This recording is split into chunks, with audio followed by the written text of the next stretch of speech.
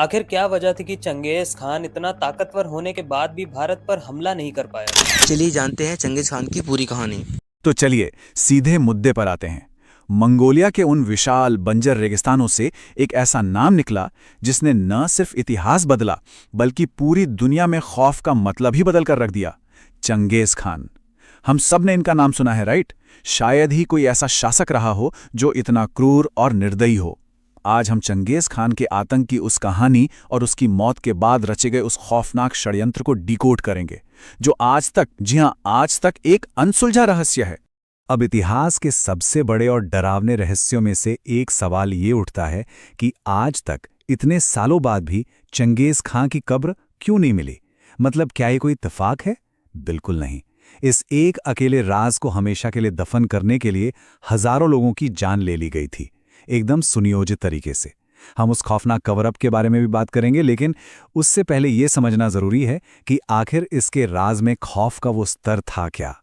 उस घटना से शुरुआत करते हैं जिसने चंगेज खान के अंदर के सबसे भयानक राक्षस को जगा दिया। हुआ कुछ यूं था कि मध्य एशिया के इलाके में चंगेज खान की एक बेटी की शादी हुई थी। सब कुछ ठीक चल रहा था, लेकिन अचानक वहां उसके दामाद की हत्या कर दी गई।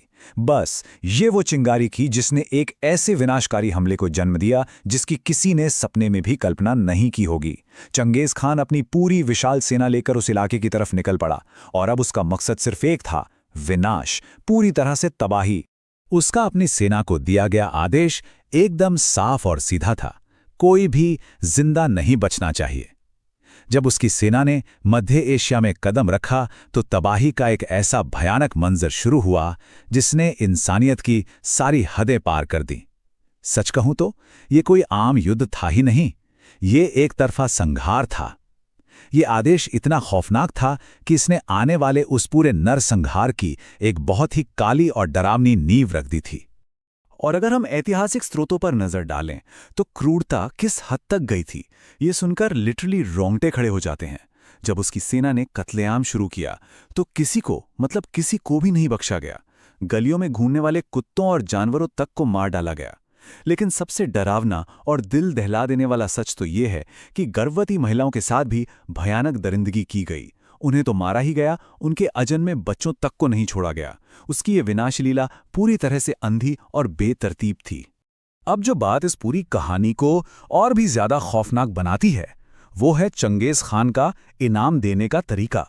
उसने अपनी ही सेना के भीतर डर का एक बहुत ही भयानक खेल शुरू कर दिया था।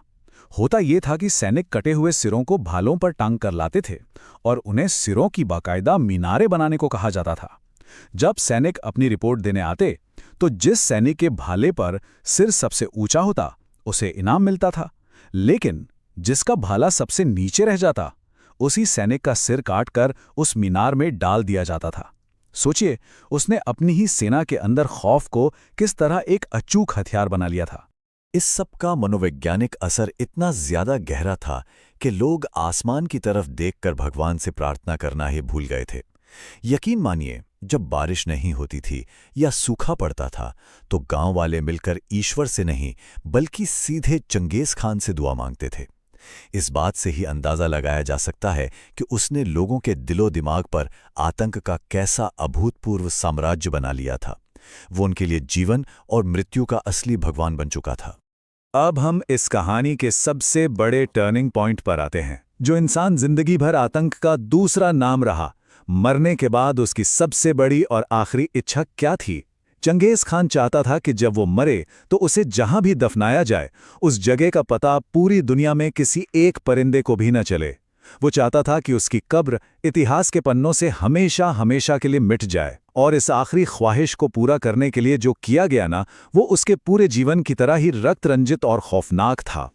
ये पूरा सीक्वेंस सुनेंगे तो लगेगा जैसे किसी थ्रिलर फिल्म की कहानी हो। चंगेज खान के मरते ही इस खौफनाक षड्यंत्र पर काम शुरू हो गया। मंगोलिया में दफनाने के लिए सबसे पहले 2000 गुलाम उसकी लाश को लेकर गए और उन्होंने कब्र खोदी। ठीक है, अब इसके बाद उन 2000 गुलामों के पीछे 5000 सैनिकों की एक फौज लगाई गई थी। जैसे ही गुलाम लाश दफनाकर वापस पलटे, सैनिकों ने उन सभी 2000 गुलामों को वहीं मार डाला। लेकिन रुकिए, कहानी यहीं खत्म नहीं होती। अब कब्र की जगह मारे गए गुलामों को पता थी और गांव का रास्ता सैनिकों को। इसलिए जब ये 5,000 सैनिक 50 किलोमीटर पीछे लौटे तो वहां एक दूसरी बैकअप सेना उनका इंतजार कर रही थी, और उस बैकअप सेना ने इन 5,000 सैनिकों को भी मौत के घाट उतार दिया। और एंड में जब ये बैकअप सेना वापस दरबार लौटी तो वहां उनकी भी हत्या कर दी गई। मतलब गवाहों की हर एक कड़ी को एक एक करके बड़ी ही बेरहमी से मिटा दिया गया। 7,000, जी हां, 7,000। ये वो कम से कम संख्या है जो सिर्फ और सिर्फ इस एक सीक्रेट को सीक्रेट बनाए रखने के लिए तुरंत मार दी गई। 5,000 सैनिक और 2,000 गुलाम। जरा सोचकर देखिए, सिर्फ एक इंसान की कब्र को दुनिया की नजरों से छिपाने के लिए एक साथ इतना बड़ा कत्लेआम। यह आंकड़ा अपने आप में दिमाग सुन कर देने वाला है और उस दौर की भयानक निर्दयता का सबसे बड़ा सबूत है। तो आखिर में जो सबसे बड़ा सवाल हमारे सामने खड़ा होता है वो ये है, अगर सिर्फ एक इंसान की मौत और उसकी कब्र को छिपाने के लिए इतनी बड़ी साजिश और इतने भीषण खून खराबे की जरूरत पड़ी, तो जरा सोचिए उस व्यक्ति के पूरे जीवन की, उसके किए गए अनगिनत युद्धों की असली अलिखित कीमत क्या रही होगी। इतिहास के पन्नों में उस तबाही का असली पैमाना शायद हम कभी नाप ही ना सकें।